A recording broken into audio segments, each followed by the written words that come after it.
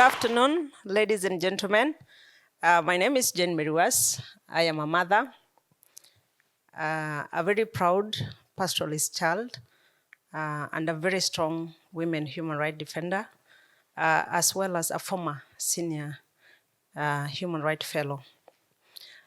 I come from Samburu community in Kenya, and Samburu community, we are indigenous people, pastoralists who move with animals here and there, and being born up or grown up in that environment, which I still love dearly, so much. Patriarchy is key because of cultural dynamic, which mostly deny women and girls an opportunity to go to school, to make a decision, or even to inform anything across. But basically, my personal story is that I was born in a very rich family. Of course, my dad had like 100 cows. That's being rich. You cannot transform, buying animals into money. By then, we were two girls. And I don't know if it is African setup. If a man have girls, it means that there is no continuity of that family. The man has to remarry so that he has a boy child. Unfortunately, by bad or good luck, I think my dad never remarried and he was a rich man. So me and my sister is an elder, I'm the last born. So my sister was married off at 10 years old. And then my dad did not believe in education. Not that because he was poor. He didn't believe that educating a girl is key. When I was around 9, 10, I was looking after my dad's goat. Then there was a very good friend of mine. I keep on saying dearly, the hyena. It killed 10 goats. Unfortunately, because there were like 300, I didn't notice. So when I went back home in the evening, so my dad quickly, being the administrator, looked after his goat that there were some which are missing. So he looked at me and asked me what happened. I could not explain. Of course, I was given a thorough beating, and my dad decided that I'm very useless. Then he donated me to the Catholic mission. And that's how my life turned around. That's how I went to school. And I never looked back. Along the way, when I was in high school, my mom passed away. My mom was a very strong supporter, despite the fact that she could not control anything. She could not make a decision. She could not even sell the cows or the goat, so that she cannot support me. So brother to my dad had a round meeting at home. I did not know. And they called me. I don't know how they called me. And they asked me their final decision. We want your dad to marry. And already they had identified a suitor, a woman with a boy child. And by then, my dad was old. And the lady was going to get married almost like my age. So I asked them, thank you for the opportunity, but does my decision count anyway? But I said, if my dad wants to marry, it is his decision. He has the resources. Mine doesn't count. So my only wish is one. If my mom had small goats, they're almost like 10, because he was selling them. My wish is just you give me those 10 goats, then I can sell, I can support myself as I finish high school and maybe join the college or university. Then you can remarry and use whatever you want to do with your resources. Because of course, I don't count, I'm a woman. By then, I don't know what happened. My dad said, I'm not going to marry. I don't know how. And then that one now throw back the ball to my uncles. Why? Why do you want to marry? You want your legacy to end. But he stood his ground. But that was now. I didn't know that from that time, I was around 15, 14, I was doing activism. I didn't know. But my dad changed his mind. But then I gave him my words. If I happen to finish college or university, I'll come for you. By then I kept my word. After I finished my university, I went back to the village and picked my dad. Then I was living in an urban center, which the same Catholic mission gave me some work that I was doing around issues on women empowerment.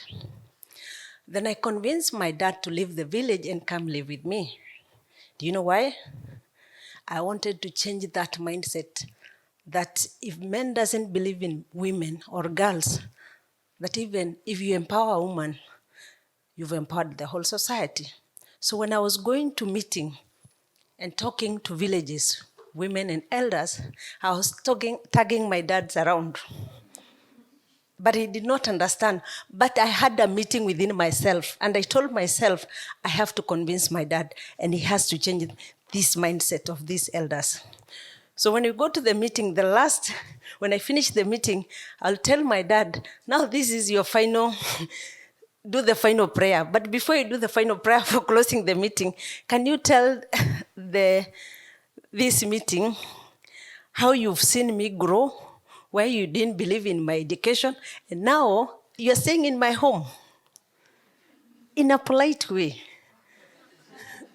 So slowly, like 10 years, unfortunately, may his soul rest in peace. 10 years, we've walked the journey with my dad. I'm able to turn around and convince him that if you had given my sister an opportunity, she could be maybe a lawyer, maybe a president, or even somebody better than me. But because you never believed in educating a girl, now your daughter is here to make sure that I've changed the society. Men like you that taking girls and giving women opportunity and hope are going to school. Then I started the Samburu Women Trust. Those are almost 12 years down the line. Then I could drag my dad along and speak in the meeting. Of course, the community I come from is a patriarchy. Women cannot speak in front of men. By then, you cannot say anything. You cannot influence anything. So I could drag my dad and have conversation with elders. Well, myself, I have conversation with women. And making sure that all of us meet along the way.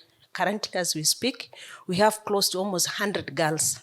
100 girls who have not gone FGM, forced marriages, and girls who have finished high school, university. Some of them are working. Some of them have confidence like me. Some of them who can change the narrative and say where I come from.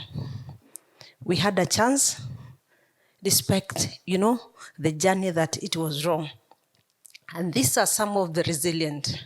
These are some of the stories, and hope that we keep on saying that if you share our stories in different spaces, these are some of the things that we say that empowering a woman, you've empowered society. Look at me. It's quite different. Despite the fact that where we come from, access to education, access to information like reproductive right is still a challenge. But there's still hope. If you make sure that women and girls access to school. The other good example is that currently in Kenya, we have an act that we call the Community Land Act, where we are fighting for women to access and control and manage resources, not just property, that you can even give a title. And we are even happy to say that majority of indigenous women have title deeds, and they can even access resources. It has not been easy, but having conversation, making sure that information is key. Women can access, women can say this is right, they can say this is not right, and make sure that girls also understand very well, because when you say that you're empowering women, we're also empowering girls, because that is where then transition to come to womanhood, then it means that the society is empowered. These are some of the stories that I think that sharing and access, we say, are fighting for justice. We make sure that there's equal spaces, but some of the spaces we come from, it's not equal. One, because of different dynamic. Either because it is vast, it's not accessible, or even there is not internet that everybody can use phone. And even if there is internet, or even how many people can afford the phone to tweet And also because majority of them do not, do not read and write. So there is no more work to do. But beside that, there is still more hope. Even if somebody has not gone to school, but access information, you'll be able to say, this is right, this is not right. This is what I want, this is not what I want, right? So more conversation, more support, more hope, and more resilient. Resilient for people like me, stories of change. That's what I say, that I don't really need to do PowerPoint, but I think myself I'm a PowerPoint. Right? Thank you so much.